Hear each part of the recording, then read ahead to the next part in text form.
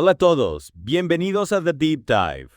Hoy nos vamos a sumergir en un tema que nos afecta a todos los colombianos, las irregularidades en nuestro sistema de salud. Y para esta inmersión nos basaremos en una entrevista bastante reveladora con Félix León Martínez. Él es el director de la ADRES, la entidad que administra los recursos de la salud. En esta entrevista, Martínez destapa una serie de inconsistencias preocupantes en los informes financieros de las EPS. Interesante, ¿y por qué esto nos debería importar a nosotros? Bueno, porque entender estas irregularidades nos da una visión más clara de cómo funciona realmente el sistema de salud y de los debates en torno a la reforma que se está planteando. Entiendo. Y sobre todo, cómo impacta directamente en tu acceso a servicios médicos. Ok, empecemos por lo básico. ¿Qué es la UPC? Muchos se habla de la unidad de pago por capitación, pero ¿qué es exactamente? ¿Y por qué es tan importante en este contexto? Mira, la UPC es básicamente la prima que el Estado paga a las EPCs por cada uno de nosotros los afiliados para cubrir nuestras atenciones médicas. Sí, esa analogía me queda clara. Ok. Entonces, en salud, la prima se calcula con base en los riesgos que vendrían siendo las enfermedades que podríamos tener. Exactamente. Y aquí es donde se enciende la polémica. El gobierno y las IPS están enfrascados en un debate sobre el incremento de la UPC para este año. Entiendo. El gobierno propone un aumento del 5.3% basado en la inflación, pero las EPS, a través de sus gremios, que son como sus asociaciones, están presionando por un incremento mucho mayor, Mucho mayor. del 13%, incluso 16%. Vaya, esa es una diferencia considerable. ¿Y en qué se basan las EPS para justificar un aumento tan alto?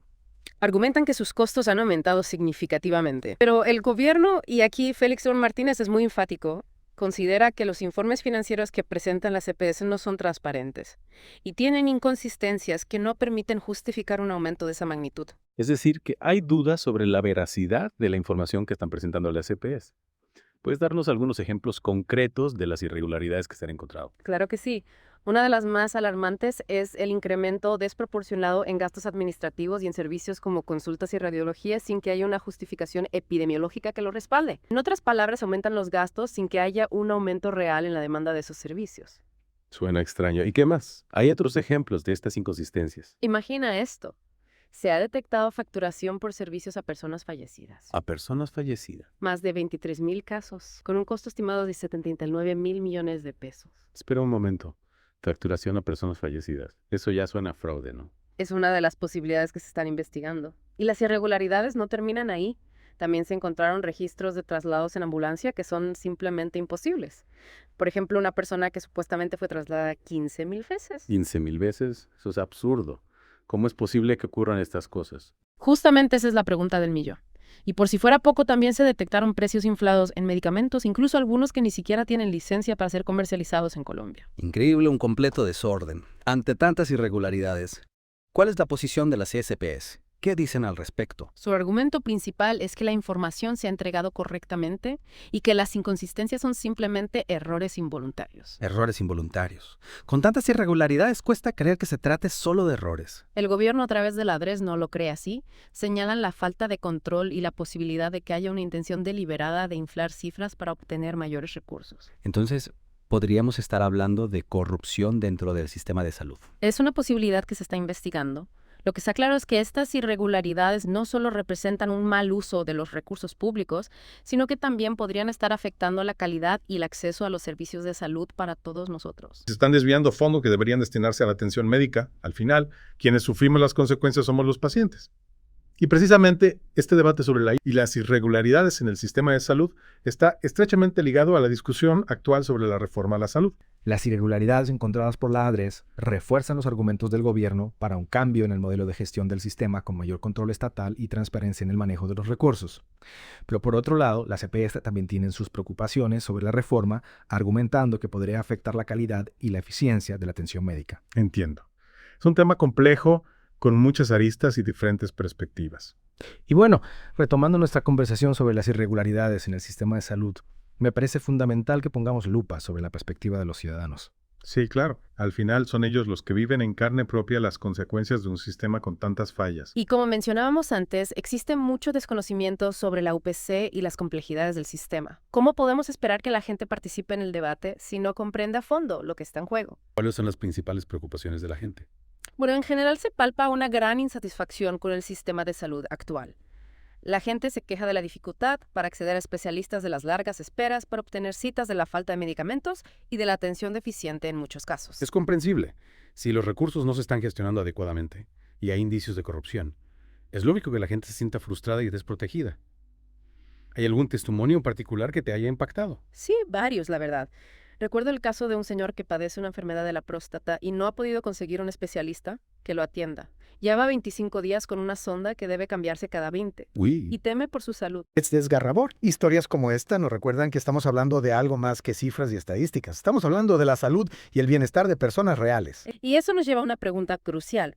¿Qué pueden hacer los ciudadanos para defender sus derechos y acceder a la atención médica que necesitan mientras se debate la reforma y se implementan cambios? Es una pregunta fundamental. ¿Cuáles serían tus recomendaciones para los ciudadanos que nos escuchan? Lo primero y quizá lo más importante es estar informados, conocer sus derechos como usuarios del sistema de salud y saber a dónde acudir en caso de tener problemas con su EPS. Informarse, empoderarse, reclamar sus derechos. Suena lógico.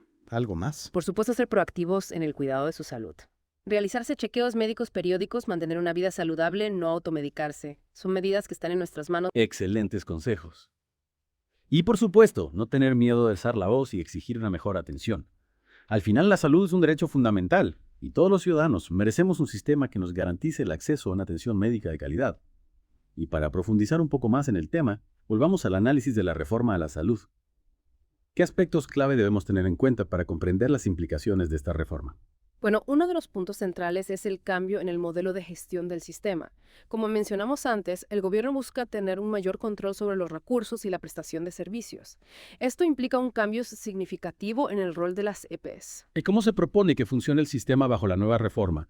¿Cuál sería el rol de las EPS en este nuevo esquema? La idea es que la ADRES asuma un papel más protagónico en la administración de los recursos y en la contratación de los servicios de salud. Las EPS pasarían a ser gestoras de la salud encargadas de coordinar la atención de los pacientes y garantizar el acceso a los servicios, pero ya no tendrían el control directo sobre los recursos. Si entiendo bien, se busca reducir el poder de las EPS y centralizar la gestión del sistema en manos del Estado.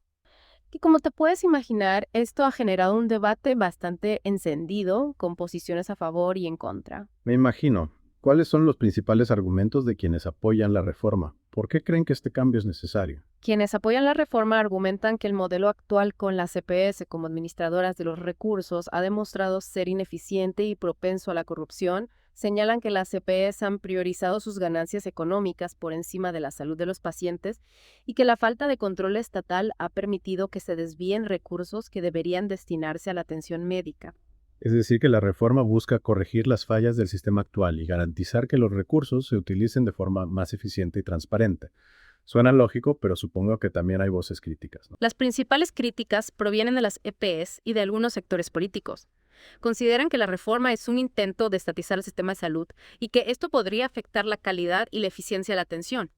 Argumentan que la centralización de la gestión podría generar más burocracia y demoras en la prestación de servicios. Es decir, que temen que se repitan los errores del pasado cuando el sistema de salud estaba completamente en manos del Estado. Es un debate complejo sin duda. ¿Qué otros aspectos de la reforma generan controversia? Bueno, también se critica la falta de claridad en algunos puntos, como el rol que jugarán los hospitales privados y la forma en que se financiará el sistema en este nuevo modelo. Entiendo.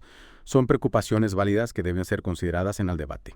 Al final, lo que todos queremos es un sistema de salud que funcione, que sea justo, eficiente y transparente. Y bueno, ya para ir cerrando este deep dive sobre las irregularidades en el sistema de salud colombiano y la reforma que se está debatiendo, me gustaría enfocarme en el futuro. ¿Qué podemos hacer para construir un sistema de salud más justo, eficiente y transparente? Un sistema que realmente funcione para todos. Esa es la pregunta clave. Y creo que para responderla tenemos que partir de las lecciones que nos deja esta crisis. Hemos visto cómo la falta de transparencia y control ha abierto la puerta a irregularidades que afectan directamente la salud de los ciudadanos. Totalmente. Si algo ha quedado claro, es que necesitamos más transparencia en el sistema. Pero ¿cómo se traduce eso en acciones concretas? ¿Qué se puede hacer para que el sistema sea realmente transparente? En la entrevista que analizamos, Félix León Martínez propone algo que me parece fundamental: transparentar las cifras del sistema de salud. Transparentar las cifras. Sí, que la información sobre el gasto, los servicios que se prestan, los costos, sea pública y accesible para todos. Suena interesante. ¿Y eso cómo nos ayudaría? Imagina un escenario donde las universidades, los investigadores, los periodistas e incluso cualquier ciudadano puedan analizar en detalle cómo se están utilizando los recursos de la salud. Es un cambio radical. Sin duda. Esa transparencia radical sería un gran paso hacia la rendición de cuentas y la detección temprana de irregularidades.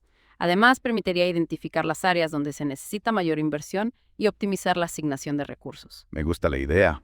Más transparencia, más participación ciudadana, más control. Suena como una buena fórmula para un sistema de salud más sano. Pero la transparencia por sí sola no basta, ¿cierto? También necesitamos mecanismos de control más robustos. Por supuesto. Y en ese sentido, la reforma a la salud propone la creación de una superintendencia de salud con un rol más activo en la vigilancia y control del sistema. ¿Y cómo funcionaría esta superintendencia en la práctica? Se encargaría de supervisar a las CPEs, auditar sus cuentas, investigar denuncias de corrupción y sancionar a los responsables de irregularidades. Ya veo. Sería un ente con bastante poder para intervenir en el sistema y garantizar que se cumplan las normas. Suena prometedor, pero su efectividad dependerá de su independencia y capacidad técnica, ¿no crees? Totalmente. Es crucial que la superintendencia no esté sujeta a presiones políticas o económicas, que pueda actuar con autonomía con base en criterios técnicos y éticos. Y hablando de control, recordemos que Félix León Martínez también criticaba la debilidad del gobierno como regulador. Argumentaba que la información clave está en manos de las EPS. ¿Cómo se aborda esto en la reforma? La reforma busca fortalecer el rol de la ADRES como entidad administradora de los recursos. La idea es dotarla de mayor control sobre la información y los recursos para que pueda ejercer una función reguladora más efectiva. Es un cambio fundamental para evitar que se repitan las irregularidades que hemos analizado. Pero más allá de las instituciones y los mecanismos de control, creo que hay un elemento clave que no podemos olvidar: la participación ciudadana. Coincido contigo. Necesitamos un sistema de salud donde los ciudadanos no sean solo pacientes pasivos, sino actores informados y participativos. ¿Y cómo podemos aumentar esa participación ciudadana? ¿Qué herramientas tenemos a nuestra disposición? Bueno, hay varias estrategias que se pueden implementar. Por ejemplo, crear espacios de diálogo y consulta con los ciudadanos para que sus voces sean escuchadas en el diseño e implementación de políticas de salud. Es decir, que la gente siente que su opinión cuenta, que puede influir en las decisiones que afectan su salud. También es crucial fomentar la veeduría social empoderando a las comunidades para que puedan monitorear la gestión del sistema y denunciar irregularidades. Interesante. Me gusta esa visión. Un sistema de salud donde los ciudadanos sean protagonistas, donde se sientan parte de la solución. Y para eso la educación es fundamental. Informar a la población sobre sus derechos, sobre el funcionamiento del sistema de salud, sobre las propuestas de reforma. Un ciudadano informado es un ciudadano más empoderado y capaz de defender sus derechos. Totalmente. La información es poder.